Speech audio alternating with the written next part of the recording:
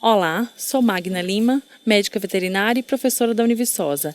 Iremos falar agora sobre as ectoparasitoses e protozooses dos caprinos.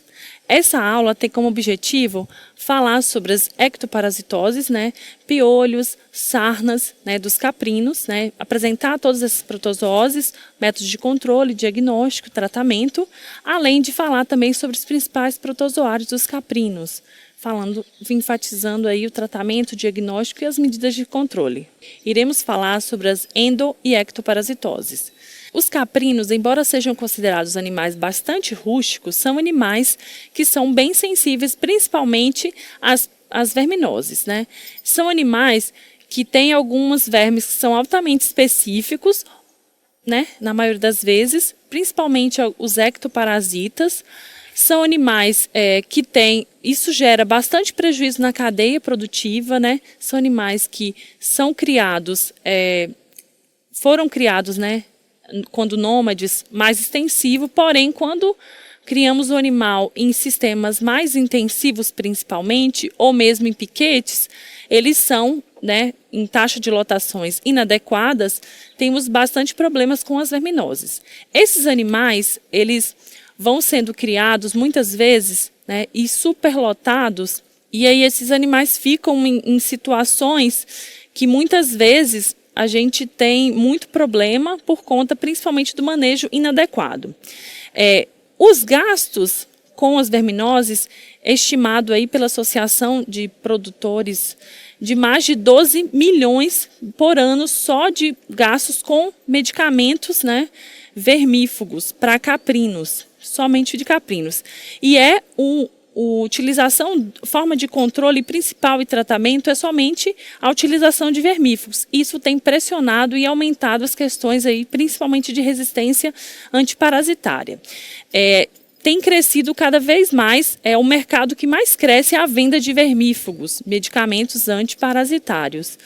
E esses prejuízos, apesar de ser utilizado uma forma muito grande, intensiva, vermifugações, e alguns produtores utilizam inclusive vermifugações mensais, alta rotação de princípios ativos, isso não tem gerado benefícios, porque os animais continuam a adoecer e, além disso, os animais têm bastante prejuízo. Os principais sintomas aí, são pelo arrepiado, o animal emagrece, perda de peso, baixa produção de leite. São sinais que podem vir desde sinais subclínicos a sinais clínicos. Logicamente que animais de produção, a gente sabe que esses animais não são livres de principalmente endoparasitas. Então, esses parasitas, as principais parasitoses que a gente divide em parasitos eumintos, que são os vermes do trato gastrointestinal, principalmente. Tem alguns vermes aí que acomete o pulmão, causando a verminose pulmonar, Dictyocaulus filaria. Embora não seja tão comum em caprinos nas regiões do Brasil, algumas poucas regiões que tem bastante umidade, às vezes acontece, mas não é tão comum. A gente tem aí o principal verme, que é o Hemoncus contortus, a gente tem o Trichostronchus colubriformes, o esofagóstomo, o Trichuris, são os principais endoparasitas. A gente tem aí os principais ectoparasitas, os piolhos, moscas, larvas de mosca, chamada aí miíases, os bernes, são os principais ectoparasitas de caprino, e a gente tem os protozoários, que são os principais que acometem caprino, são os coccídeos, no caso a Eiméria, que tem várias espécies, e toxoplasma, principalmente em criações mais intensivas, onde tem acesso aí de animais, principalmente o gato. Essas ectoparasitoses, endoparasitoses, eles causam bastante prejuízo ao animal. Esse animal perde peso, para de ganhar peso, Além disso, tem o prejuízo com gasto de medicamento e mão de obra, A gente tem que vermifugar esses animais e muitas vezes as formas de controle são somente essas. Muitas vezes não se atém aí ao manejo geral aí de limpeza, desinfecção, que são aqueles manejos que já vimos nas aulas anteriores, que muitas vezes ele não é realizado, por isso que a gente não consegue controlar adequadamente. As principais ectoparasitoses em caprinos são a pediculose, que é chamada infestação por piolho.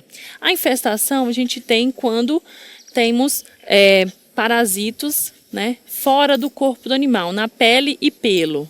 Esses animais, eles têm o pelo arrepiado e sem brilho, que a gente está observando aqui nesse animal. O pelo cortado, a gente parece que o animal foi cortado com tesoura, tá vendo? O pelo está muito áspero, está cortado. E quando a gente observa, geralmente, esses piolhos, a gente tem dois tipos de piolho. O piolho chamado mastigador e o chamado sugador. O piolho mastigador é da ordem aí malófaga, é um piolho grande, normalmente ele está no pelo do animal e ele causa esse pelo quebradiço nesse animal. Normalmente, quando a gente tem baixas infestações, as regiões mais comuns desses piolhos ficar na região axilar, tá? Na região ventral do animal, no abdômen do animal, aqui na região da axila e na região da virilha, tá? São as regiões mais comuns desse piolho ficar. Só que essa cabra, ela tem tanta infestação que esses piolhos estão aqui na região do dorso e a gente vai observando. O principal sinal que o animal apresenta inicialmente é o prurido, né? Essa coceira em todo o corpo. E esse animal também, ele tem um emagrecimento, porque esse animal, por exemplo, está com score baixo, né? Um score aí de 2, porque o animal muitas vezes passa muito tempo do dia coçando e não consegue se alimentar adequadamente. Além disso, a gente também tem um piolho chamado de sugador, da ordem Lignonatus. A gente tem aí duas espécies, né? O Lignonatus africanus é a espécie mais comumente encontrada no Brasil, principalmente na região Nordeste.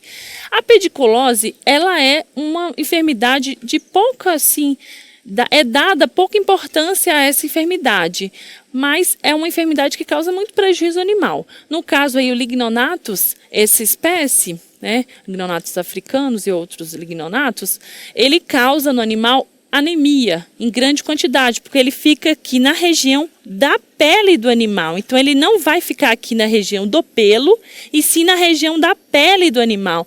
E ele é bem escuro, porque ele se alimenta de sangue. Então, em grande quantidade, também pode provocar anemia nesse animal. Então, é um prejuízo a mais, além da coceira do prurido, que vai causar anemia nesse animal.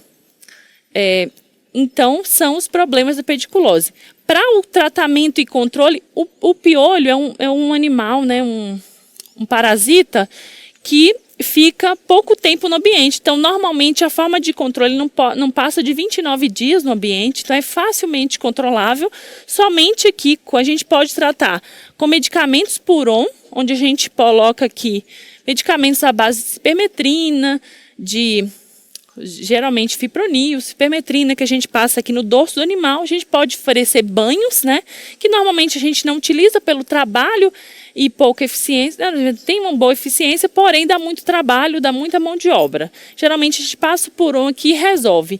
E aí a gente passa também, né, vassoura de fogo em toda a instalação.